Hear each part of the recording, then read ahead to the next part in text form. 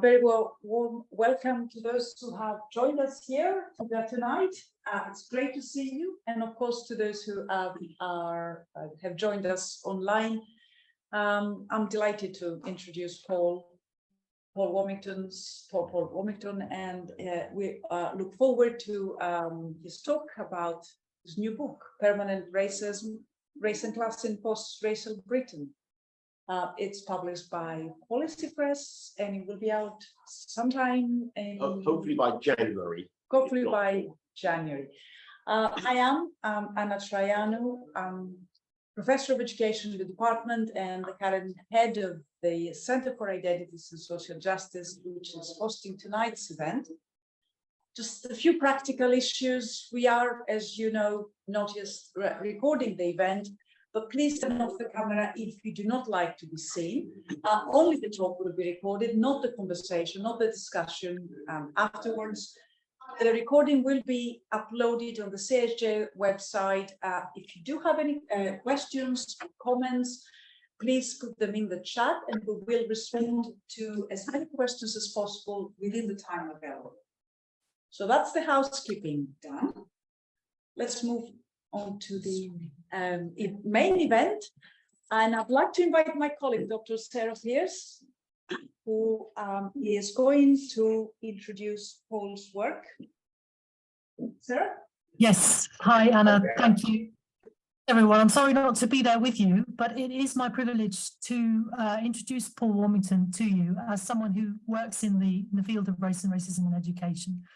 So Paul joins us as a visiting professor at the Research Centre for Global Learning at Coventry University. And we're also really lucky to have him as a visiting researcher with the Centre for Identities and Social Justice here in the Department of Education.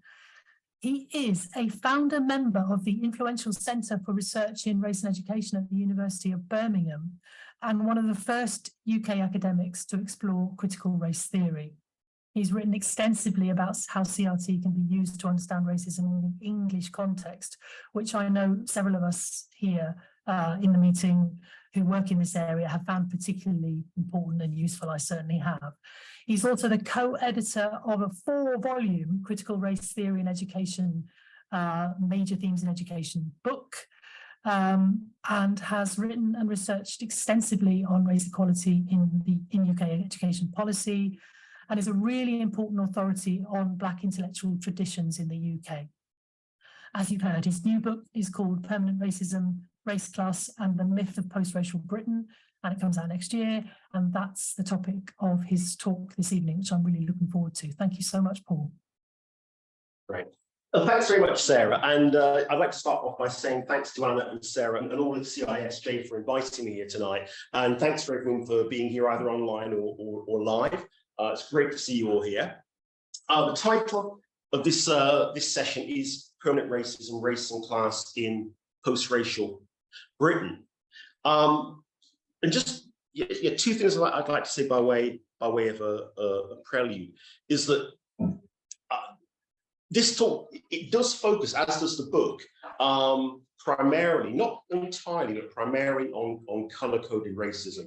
And the reason for that is that the period in which the book was actually developed was really a period which now seems like quite a short window of discourse, a brief window of discourse between the resurgence of Black Lives Matter in summer 2020 following the murder of George Floyd, and what I regard as being a very, very swift backlash against that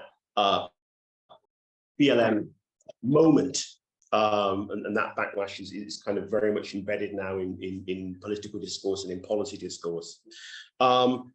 So the other thing I'd like to say by way of just a quick prelude is this.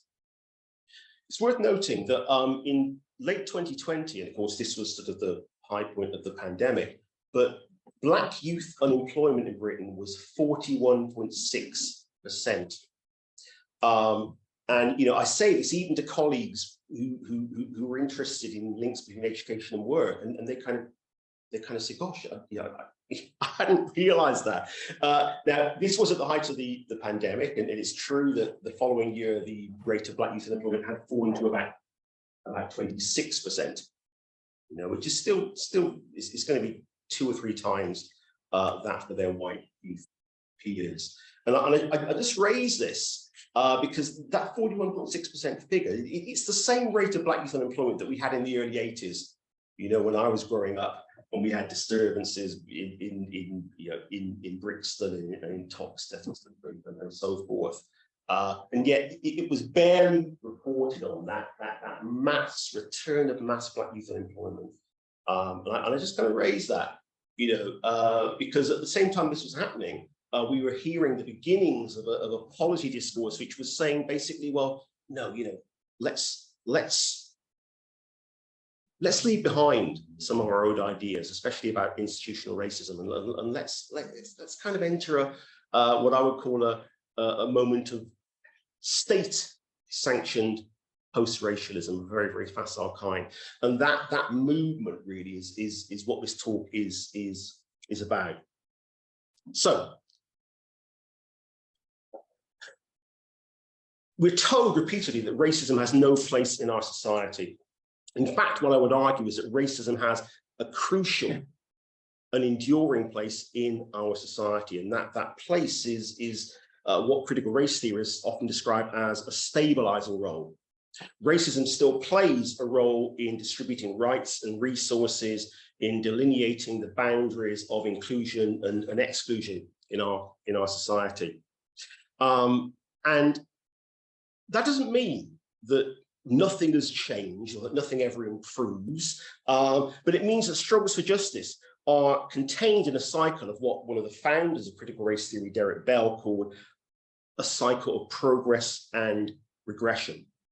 You know, for Bell, it wasn't anti-racist action is pointless, but the positional victories, increased political representation or gains in educational outcomes, do not mean that race as an axis of conflict ceases to exist. The lines of tension shift, but there are still lines of tension.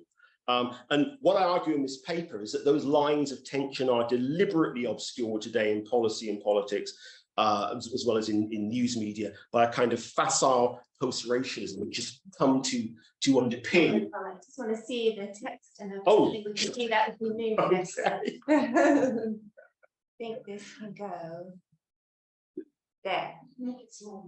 Can you just shrink it? Yeah. Sorry, Paul. So sorry to interrupt you. Is that all right there? Yeah, no, I can give it back. Don't ask me to handle anything technical. Whatever you need to do, just do it. Yeah, so, okay. So as I say, you know, yeah, what I was saying was that you know, lines of tension around race are obscured deliberately and tactically today in Britain by kind of facile post-racialism, which has come to underpin what I call state post-racialism. And this state post-racialism, as I call it, is not rooted in a desire for social transformation. It's not that kind of post-racialism, but it's rooted very much in political convenience. So, what's that political convenience about? Well, you know, it's very much about the desire to remove from national space the complications created by the politics of race and racism that have really, yeah, they've done precisely that. They have complicated politics, they've complicated policy, they've complicated life in Britain since the Windrush era, post-Second World War. Now, I mean, I was born in 1963, I started school in 1968.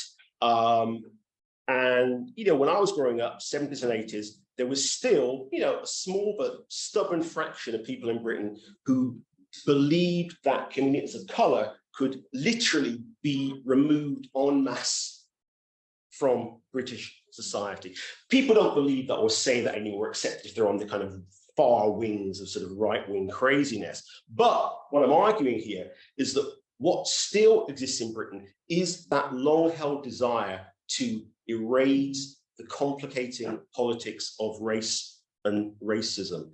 And again, it's being made evident in what I call our current state of state post-racialism, which has for me, has superseded what you might call the state or municipal multiculturalism of the 1970s and 80s. Yeah, the GLC and so forth. And that state post-racialism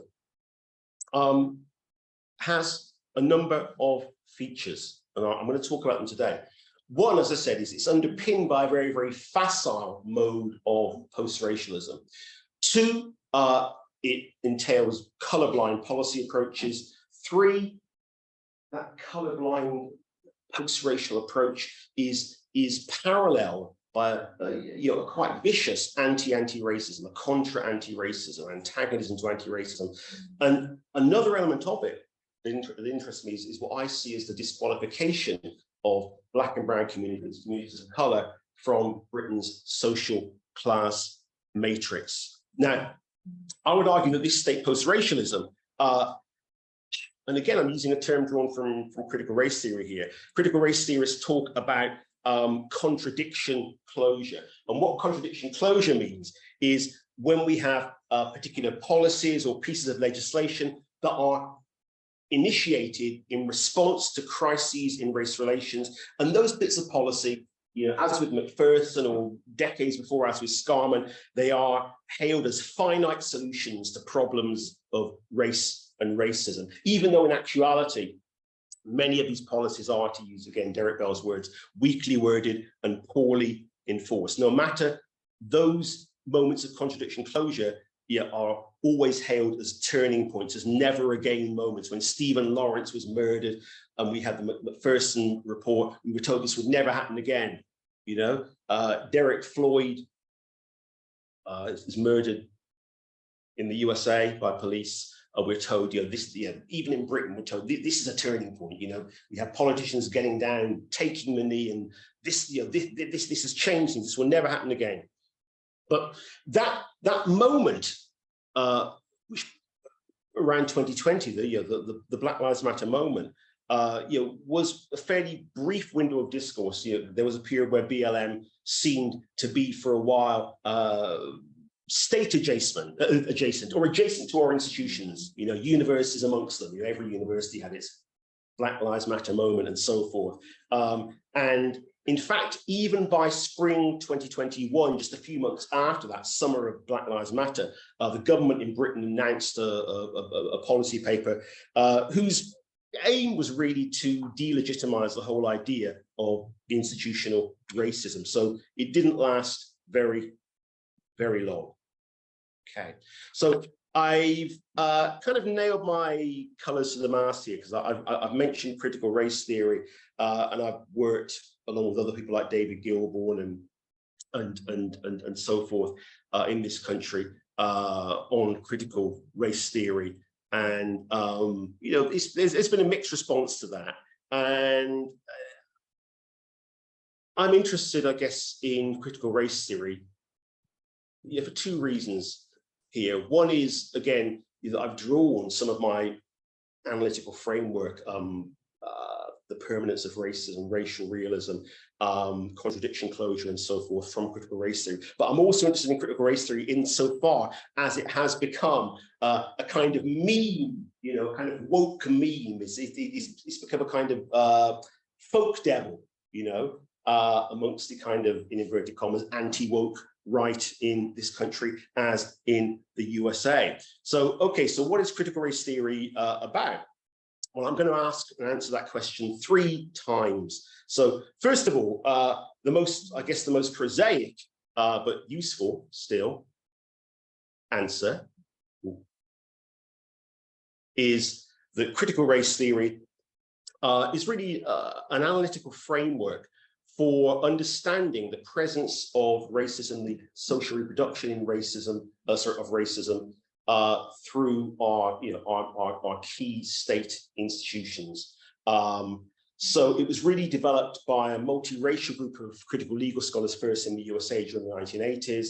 And it very much grew out of a kind of critique of formalism. In other words, what they were asking was, well, look, we have these formal measures around race equality. We have these laws, we have these policies. Why is it that despite these waves of policy and legislation, we still have marked racial inequalities, racial injustices in our society? So, its key analytical principles really counter ideological claims to neutrality in fields such as law, firstly, also education, social policy, and news media. So what they were very interested with was this idea that yeah, one of the problems that we face is this constant claim that our great institutions are race neutral. And again, critical race scholars were really interrogating that whole idea. And it includes scholars such as Kimberly Crenshaw, Alan Freeman, Richard Delgado, Cheryl Harris, Marie Matsuda, and they were looking at the way that everyday, ordinary, taken for granted racialized processes were kind of produced, and re-articulated in the great institutional way, social policy, and so forth. And it spread. Again, there are people using CRT now in the UK, Brazil, South Africa, Australia, and there are offshoots such as LatCrit, which looks in particular at Latinx communities, experiences, Asian crit, East Asian. You have Discrit, which looks at intersections between disability and CRT, and Queer Crit that looks at intersections between LGBT issues and CRT. So that's the basic description. And yeah, as I said, that reference to institutions and institutional racism really is absolutely key, because, as I say, the key starting point of the legal scholars who became the early critical race theorists, such as Kimberly Crenshaw, you see here, was the whole idea that law, as with education, as with media, is neither apolitical, neutral, nor determinate. So again, you have the idea that in our societies we have formal commitment to good education, or formal commitment to fair access, formal commitment to equality before the law, but that formal commitment doesn't play out in terms of lived experience. So two things I would say about critical race theory. One, it's not, some people often think that it's kind of a theory of blackness and black identity. It's not that. It's really a theory of institutional racism. And it's also, I would say, a theory of reversal. It's a theory of that cycle of progress met by regression. Why do we keep taking a step forward and then step back again? Also, and I've slightly got my slides that I've ordered. Yeah, one thing I'd like to say, again, about critical race theories, it doesn't come from nowhere. And I'm not interested in critical race theory in an isolated sense. Many people know some people will know my work and know that I'm very interested in Black intellectual traditions across what Paul Gilroy called the Black Atlantic. And critical race theory for me is just one strand of the great work that you've seen dating back to at least W.E.B. Du Bois. And you have contemporary work happening in the UK, Reniedo Lodge. You have Jamaican Sylvia Winter, Cameroonian Akile Mbembe, and you have people working in the USA also. These are not critical race theorists necessarily. They are people who work in that wider field of what I would call critical race studies. And that critical race studies field exists in an even wider field of, as I said, what Paul Gilroy called Black Atlantic thought. So, second, what is critical race theory? In autumn 2020, the government of the UK bizarrely declared itself in the House of Commons to be unequivocally against critical race theory. And indeed, that was a point made by one of our equalities ministers.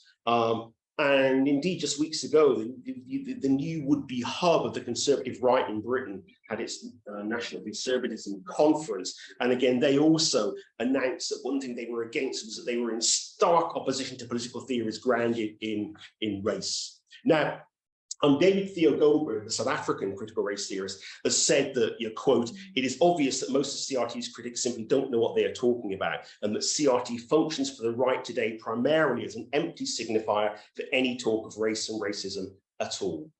And I think you see this with what's happening in places like Florida under Ron DeSantis, that really, when they talk about critical race theory as being problematic and needing to be excised from school and university curricula, if it was ever there in the first place in schools, that really what they're against is really any teaching around histories of race and so forth. And I think it is the case that CRT in many cases is just a kind of empty signifier. It just sort of stands for this woke monster.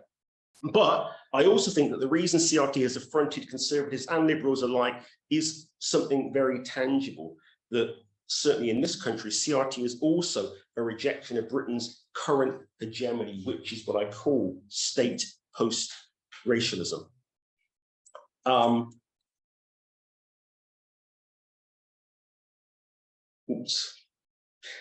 And the third answer I'd like to give to the question, what is critical race theory, is to look here. He had Derek Bell, who was, I guess, as much as anyone, was the founder of critical race theory back in the 1980s in the USA.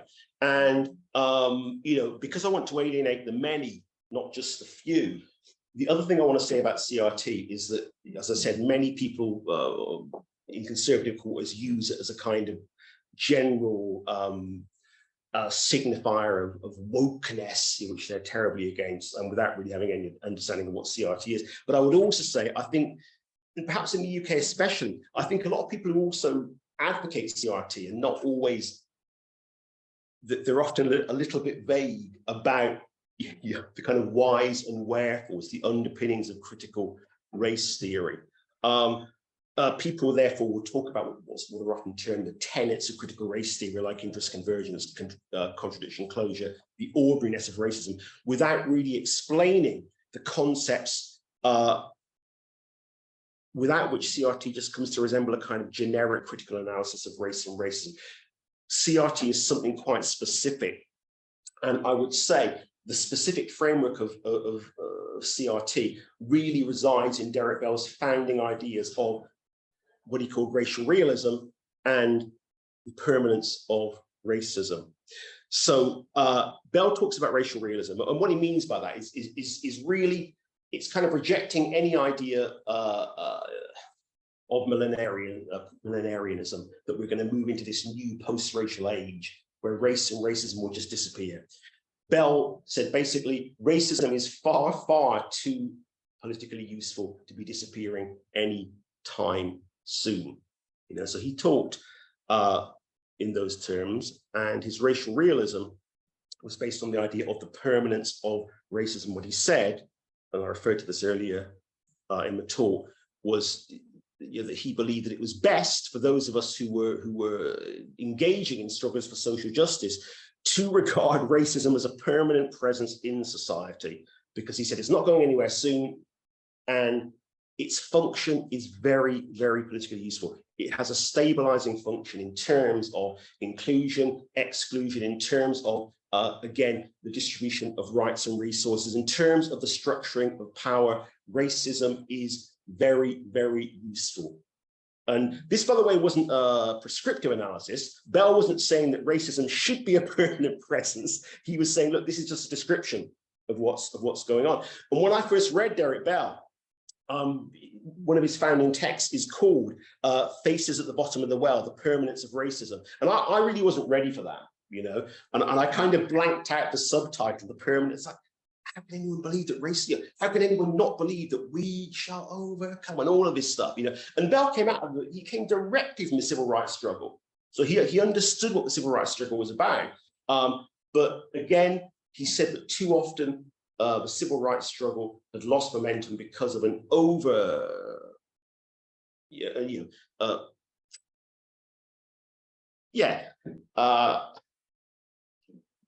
because of being overly committed to the potential of legislation and policy, which often ends up, as he said, being very, very weakly worded, being poorly enforced. He said too often civil rights struggle's momentum was kind of lost because of that undue faith in the legal system, in government, in policy, and so forth.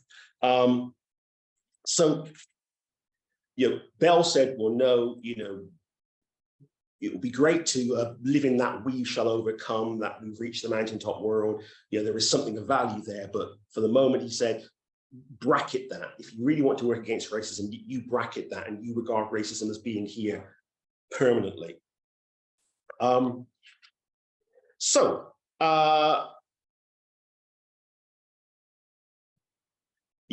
and again, this is a quote from Bell's, the book I just referred to, Faces at the Bottom of the World, The Permanence of Racism. It's a very, very stark title. And he says, the goal of racial equality is, while comforting to many whites, more illusory than real for blacks. For too long, we have worked for substantive reform, then settled for weakly worded and poorly enforced legislation, indeterminate judicial decisions, token government positions, even holidays. And if we are to seek new goals for our struggles, we must first reassess the worth of racial assumptions on which, without careful thought, we have presumed too much and relied on too long.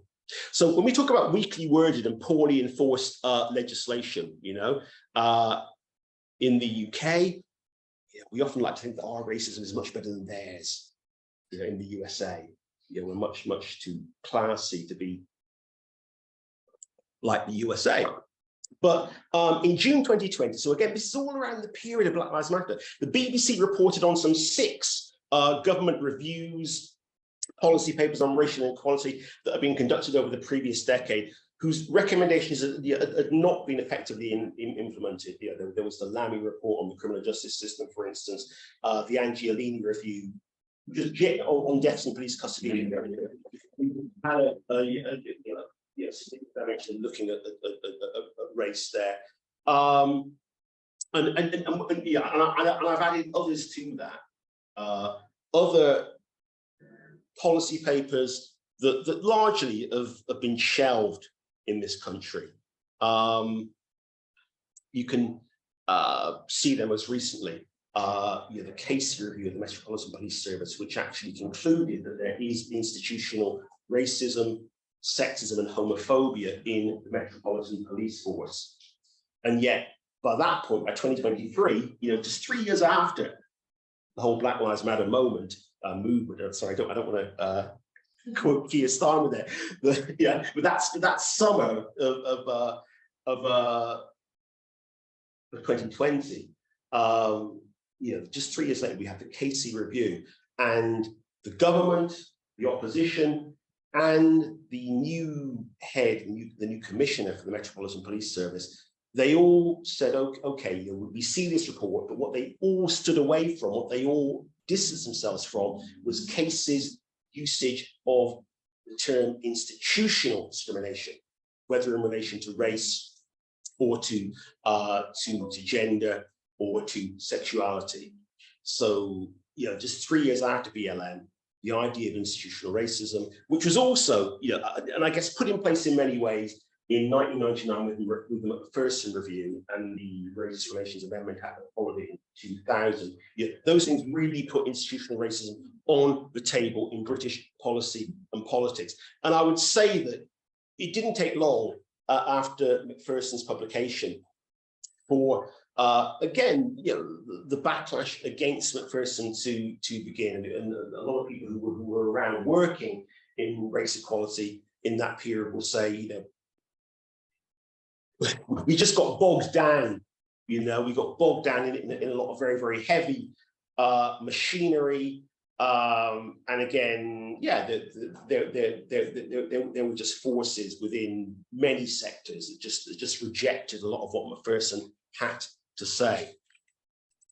So, you know, the moment I'm talking about here, 2023, I mean, I see it very much as a post-Black Lives Matter moment and a post-Macpherson moment, in the sense that there's been, you know, there's been a wave of resistance, of drives to marginalize Macpherson, to marginalize what happened in 2020. So,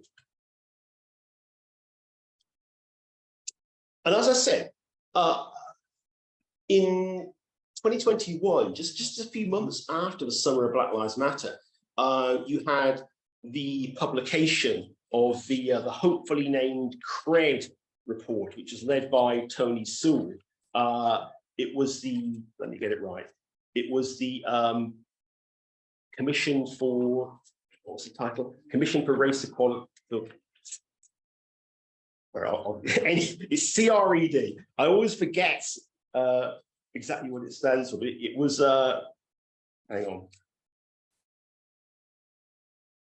Sorry, yeah, it was the Commission on Race and Ethnic Disparities. and the Commission on Race and Ethnic Disparities, I think was there to do a lot of work. The work it was there to do principally was to marginalize the whole idea of institutional racism, as we'll see in a moment. And that was a kind of signal of what I call the post-racial turn, this movement into a kind of facile mode of post-racialism dependent on colorblind policy. And I would define, I keep talking about facile post-racialism. Let me tell you what I mean by that, because the term post-racialism, is a complex one. There are many ideas about post-racialism. Some of them are absolutely revolutionary, very exciting, very forward-looking. This is not what we have currently in our country. I would say that our facile post-racialism has a number of features. Its arguments are basically these, its assumptions are these, that one, there is clearly still some racism in society. Yeah, although it may be declining generation on generation, it may be regarded often as a hangover from a darker past, something our ancestors bequeathed to us, not something that we constantly reproduce.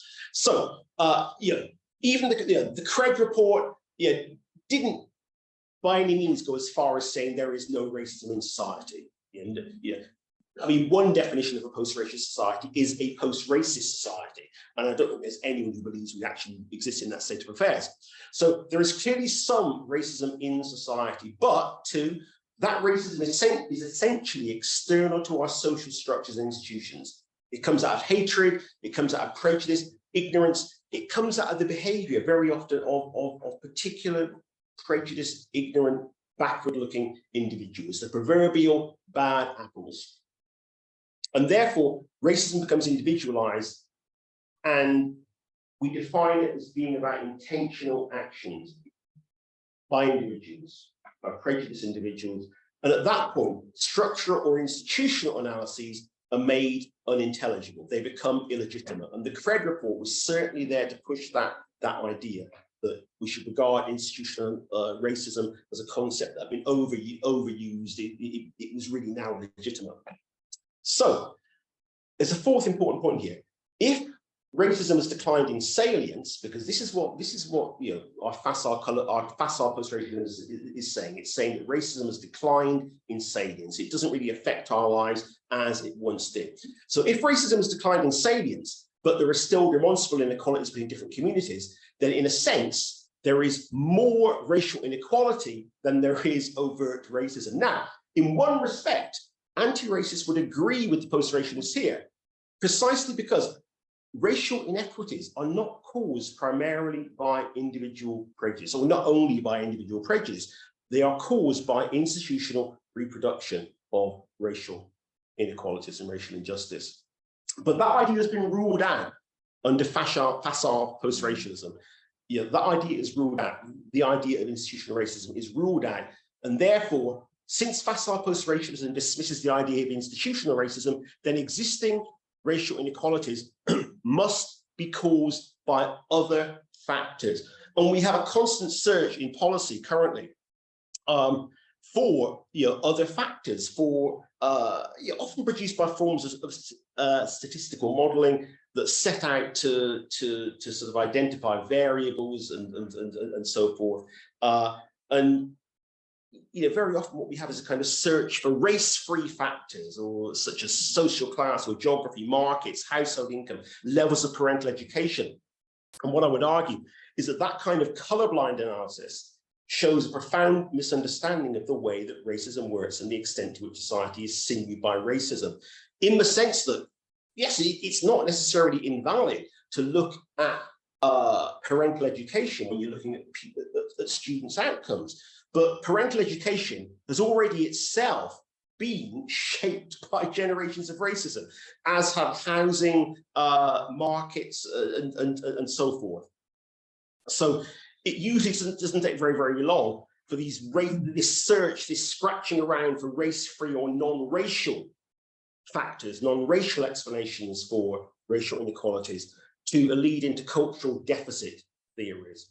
And what happens then is that essentially what we're seeing is that racism is reset, it's rearticulated. So on the one hand, we have this this state disavowal of racism. They're saying, no, racism it doesn't have the same salience that it did, but then it's re-articulated in other ways.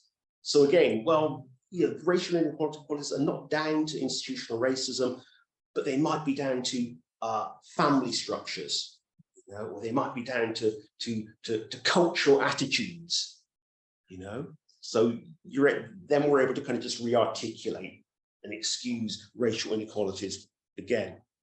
And that kind of colorblind analysis is something that I would say has transferred much more smoothly across the Atlantic than say critical race theory, for instance, has. So, and again, there's a nice quote here from David Theo Goldberg, and his definition of what post-raciality is. He says that what the claims about post-raciality as the end of race suggests, rather, is simply that a certain way of thinking about race, and implicitly of racist expression, has been giving way to novel understandings, orders, and arrangements of racial designation and racist expression. Race as we have known it may be over, but racism lives on unmarked, even unrecognized, potentially forever. So again, he's back to the idea also of permanent racism. And again, it's the idea that you often hear, it's become almost a kind of comedy sort of staple now, to have characters saying, oh, you can't say anything these days because of political correctness, But of course, there is a certain truth that there are certain things that cannot generally be said publicly about race and racism in the way that they could in the 1960s and 1970s.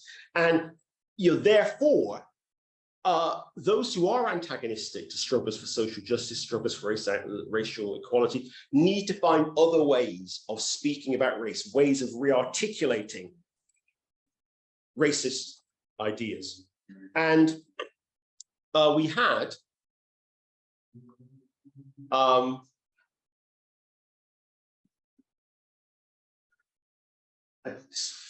sorry, again, great, right, okay. So when in spring 2021, the Commission on Race and Ethnic Disparities report came out, again, the early press releases actually used this phrase. They said that the report shows that the UK is a model for other white majority countries. And the then Prime Minister Boris Johnson have made no secret that he wanted the report to, in his own words, change the narrative on race in Britain.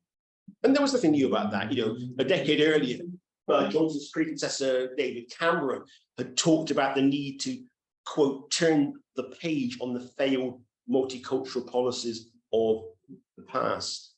So as I said, the authors of the CRED report were careful to say that they did not believe that Britain had yet, quote, completed the long journey to equality of opportunity. But they were very, very clear that racism had declined in salience and that the concept of institutional and structural racism was not useful in understanding racial inequalities in the UK. So that report received an awful lot of press coverage, much, much more than a report I'm going to talk about in a moment, which had come out only a few months before, I think in the previous November. But you can see, at least part of the text there, you can see, again, where the authors of the CRED report were coming from. They said, put simply, put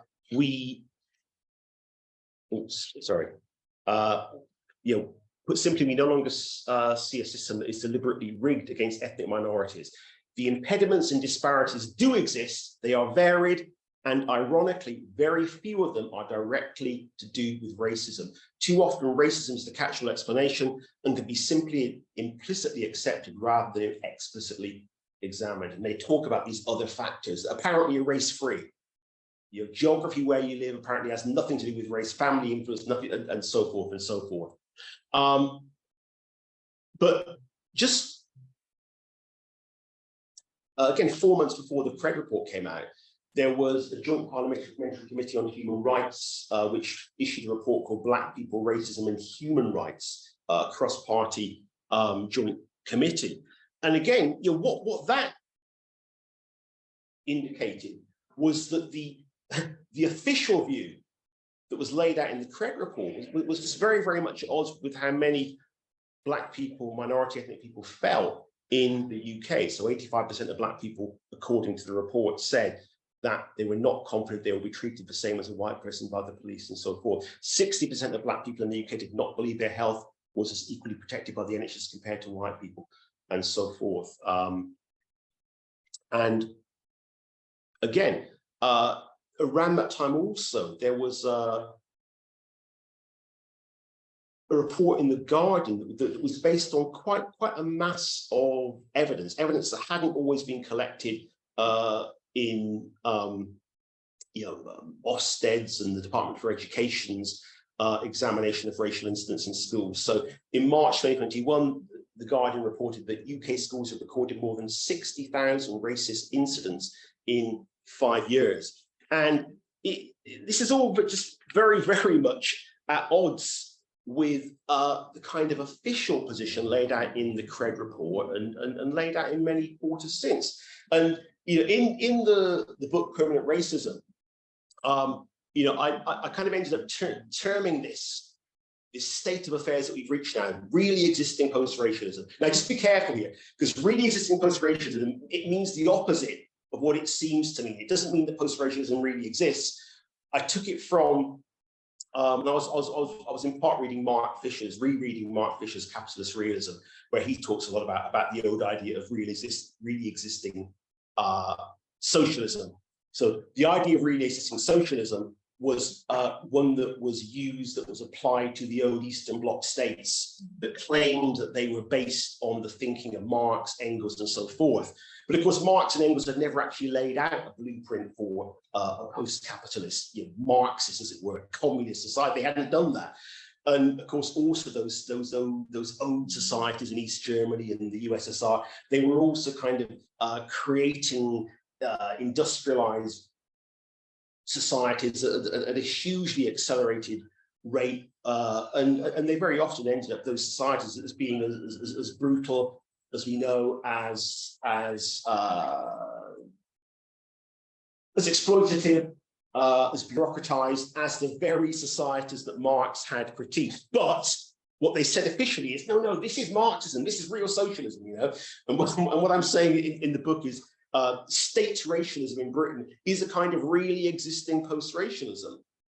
So we have an official discourse now that says, no, racism has declined in salience.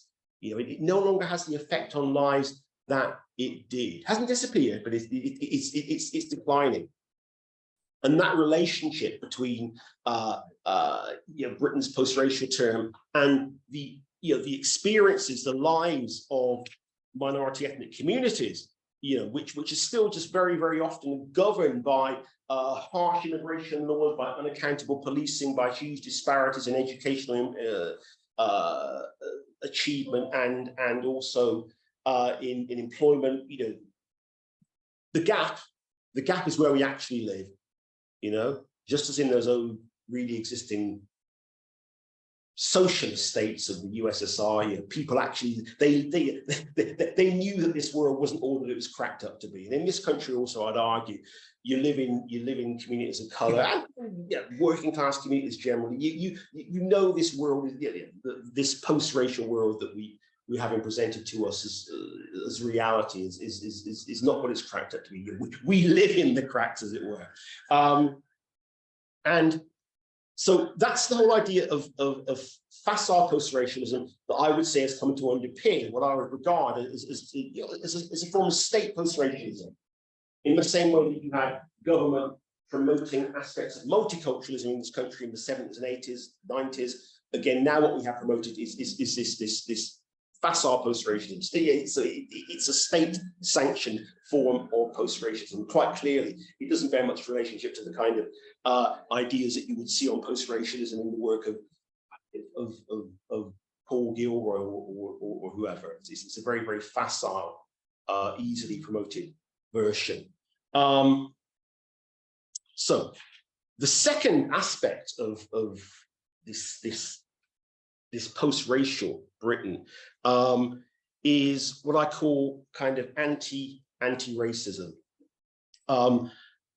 So what I mean by that is that this, this facile post-racialism, this really existing post-racialism, it requires a parallel discourse, a kind of strong-arm bully boy alongside it. It requires a parallel discourse of anti-racism. It's the whole anti-woke thing and so forth. Because the logic of post-racialism must be that if we do live in a post-racial society, it's a kind of post-racialism, then those who continue to advocate critical race analyses, those who continue to struggle for racial justice, must be mistrusted. They must be bogus. At the very best, they're anachronistic thinkers, but at worst, they're to be mistrusted, and they are made into illegitimate players again and again. And again, we saw this again. The Craig report took time out to actually scold the young idealists, as they call them, who've been involved in Black Lives Matter. Because remember, the Craig report was specifically promoted as a response to the Black Lives Matter protests of summer 2020. And again, you have this kind of, we understand the idealism of those well-intentioned young people who have held on to and amplified intergenerational mistrust.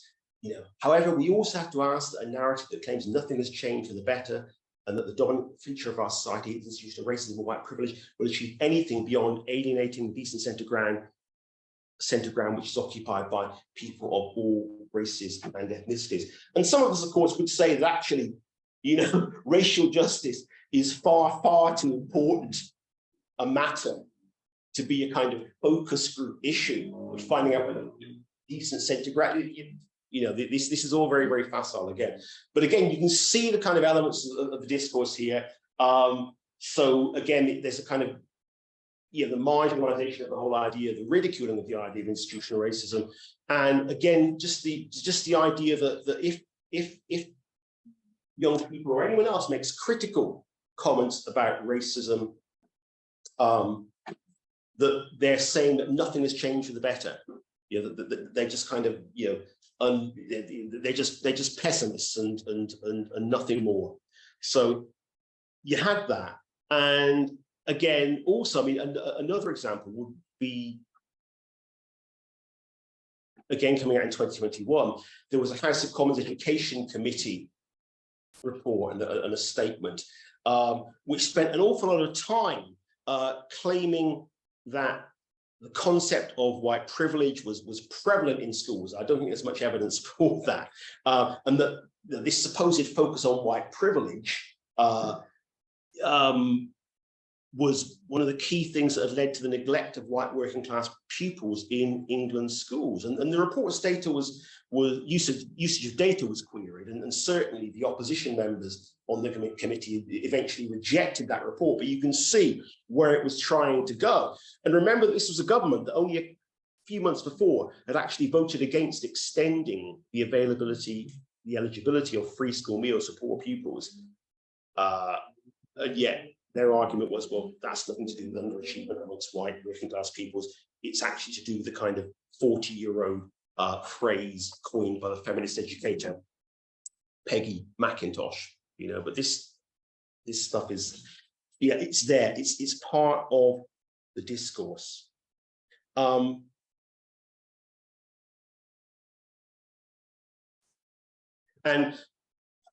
I guess the other thing here is that when I want to talk about some of this, sometimes it sounds as if what I'm talking about is purely a discourse of derision, which is there. But what you also have, here is a kind of, there's the threat of bringing state machinery into play, because in that report, the House of Commons Education Committee said that schools need to think very, very carefully about whether including ideas about white privilege in their curriculum. And again, I kind of take issue with the idea that schools everywhere are talking about white privilege, because I don't think they are. But the report said that schools have to think about whether using terminology such as white privilege is consistent with their duties under the Equality Act 2010. So the threat of government machinery being brought into play was there. And it's very, very interesting that, again, things like critical race theory and Black Lives Matter have often been criticized by government and some media commentators as being too, as being too much, as being imports from the USA. But you've got a notable irony here, I think, is that British politicians were urging a kind of US response to anti-racist education, multicultural education, while relying on the claim that Britain was actually utterly unlike the US. But this kind of threat of government machinery, the kind of the use of terms like white privilege and Black Lives Matter and critical race theory in government discourse to kind of say, well, look, ideas about anti-racism are utterly divisive, they're irredeemable, we have to get rid of them. These are very, very much US ideas, and very, very much been imported here, I think, by the current crop of ministers and media commentators. And that combination of post-racialism and anti-racism, it seeks a certain kind of discursive space. As I said, overtly racist public statements are, at least in theory, deplored. What therefore needs to be found are ways in which again, racist ideas, or at least anti-racist ideas, can be made valid, can be said again, can be re-articulated. And what that I think has meant, as I said, there are certain things, when I was growing up, you heard often the call, send them back, send people like me back home, places that we've never been to. You can't say that anymore, by and large. You can say it about particular fractions of community. You can say it about particular migrant communities, or you can say it about asylum seekers, but you cannot say it about Black and brown people in general in the way that it was said in previous decades. So therefore, those who are antagonistic to multiculturalism, to anti-racism, have tended to see the issue of Black and brown presence in itself. That's kind of more or less, we all agree, whatever our political position, that Black and brown communities are not going to disappear from Britain. Therefore, what you have instead is a shift to the terrains of policy and culture. This is where the ideas are fought out today. And therefore, I think it's an error to regard Britain's culture wars as merely decorative or as a manufactured controversy. They are a genuine search for a discursive space for reactionary conversations about race, while at the same time conferring a plausible deniability. That is, we are told that these conversations about migration or about policing or about knife crime, they're not really about race at all. They're about these other things. Now, sorry, I'm getting slightly behind with my slides, but again, there's a nice quote from the journalist Nesrin Malik. And she was talking, one of the things she was talking about here was the media coverage of the action by Black Lives Matter protesters in Bristol, where they pulled down the old statue of the slave trader Edward Colston. And again, by that point, in a lot of the press began to portray these Black Lives Matter protesters who they'd expressed some sympathy with back in summer 2020. Suddenly these were cultural vandals, these were hooligans, they needed to be jailed.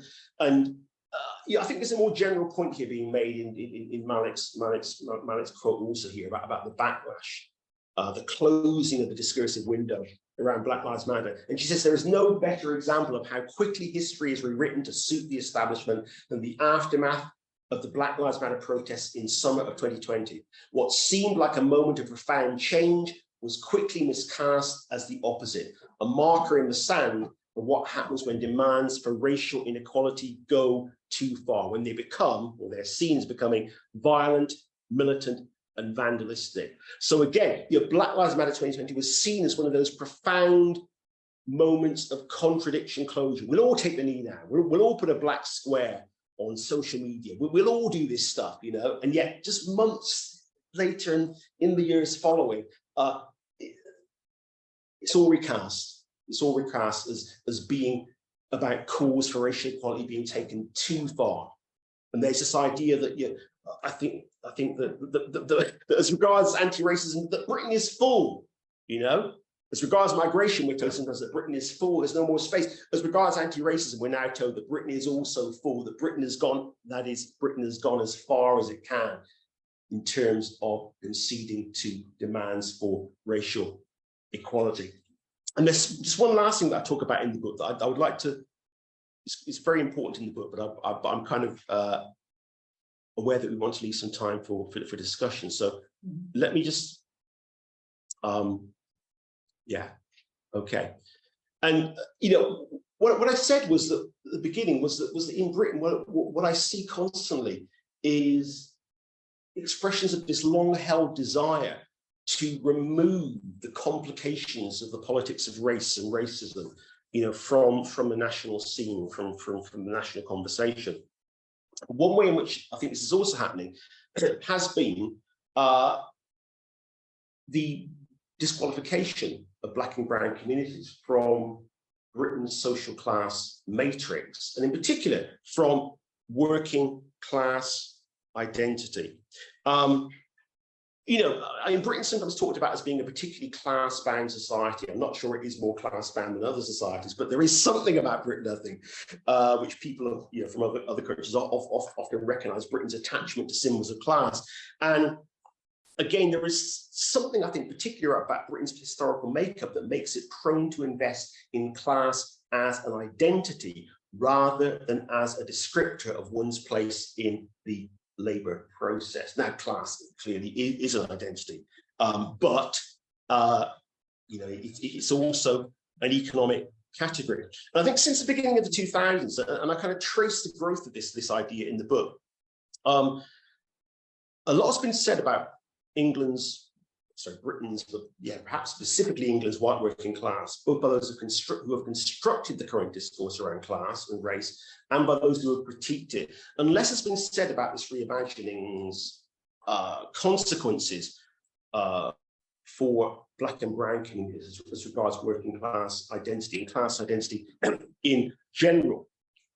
So yeah, there is. It's almost taken as you know, it can be taken as read now in Britain virtually, that when you talk about the working class, when you talk about working class people, you are talking about the white working class, that whole idea, you know, the left behind in part by multiculturalism and liberalism and so forth is the discourse. And so Black and brown communities have largely been kind of erased from that discourse, the new discourse of race and class. So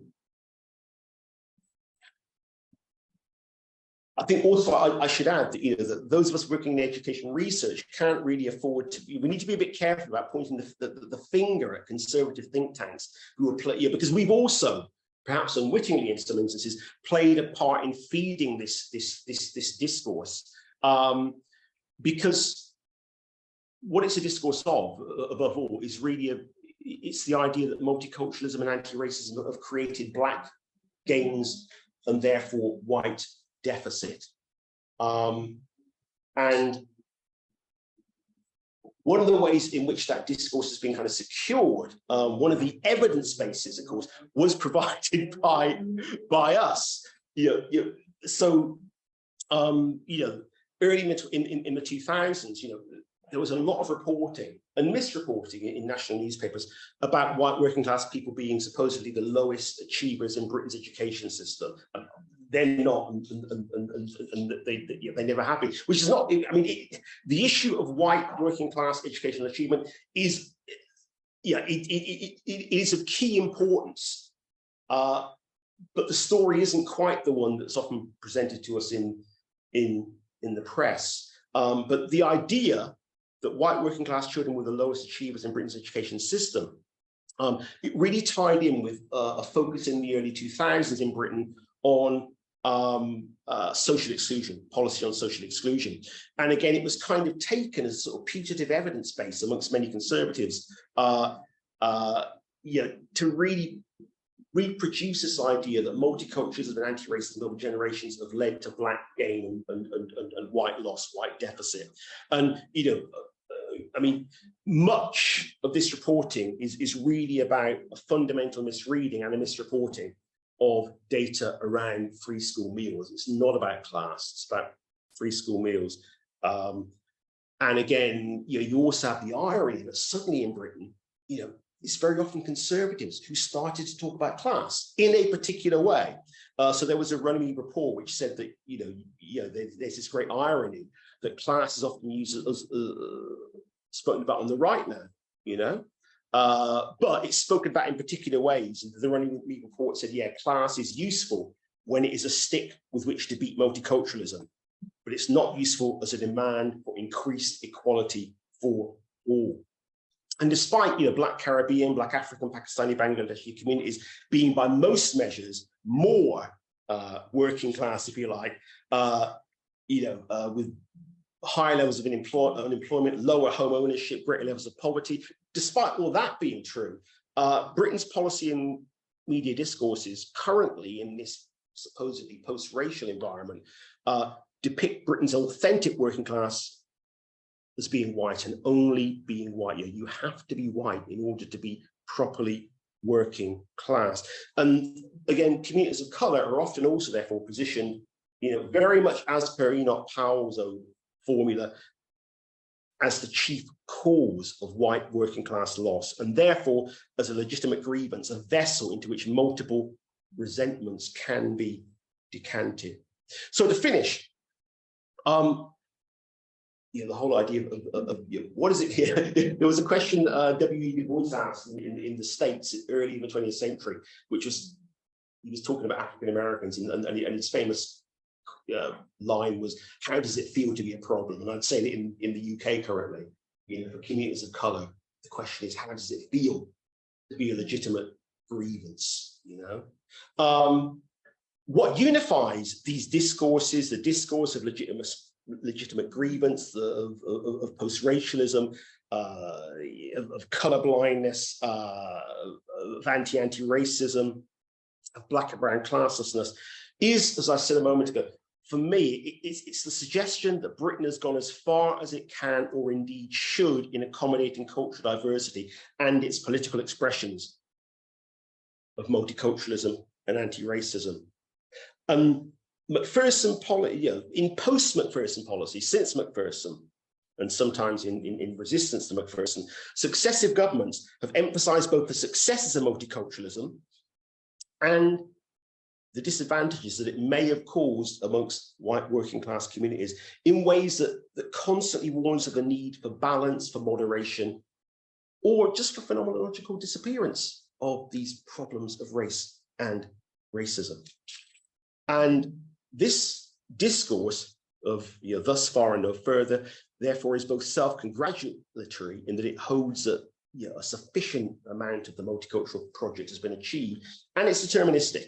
Also, the idea that we've reached a kind of end of history as regards race equality in Britain. We've now met our anti-racist or non-racist limits. And the promise that race equality policy goes this far and no further also offers, again, a kind of stabilizing effect. It speaks to a certain kind of triadic populism. And it also speaks to the limits of the conservative imagination, because it's one thing to identify briefly with, say, Black Lives Matter. But when profound questions are asked about current social arrangements, then anti-racism is held to have gone too far. And so, again, what we find is progress being met with regression, a regression that currently is in the guise of state post-racialism. And someone who kind of put it a few years ago when I was interviewing him, fairly straight into the point, as Gus John often is. And he said, and he was talking, getting on almost a decade ago now, he was talking about governments throughout the decades in the UK have always had one eye on what they consider to be the responsible and moral thing to do, and one eye on making sure that the rest of the population didn't feel they were being taken out of their comfort zone. Thus far and no further.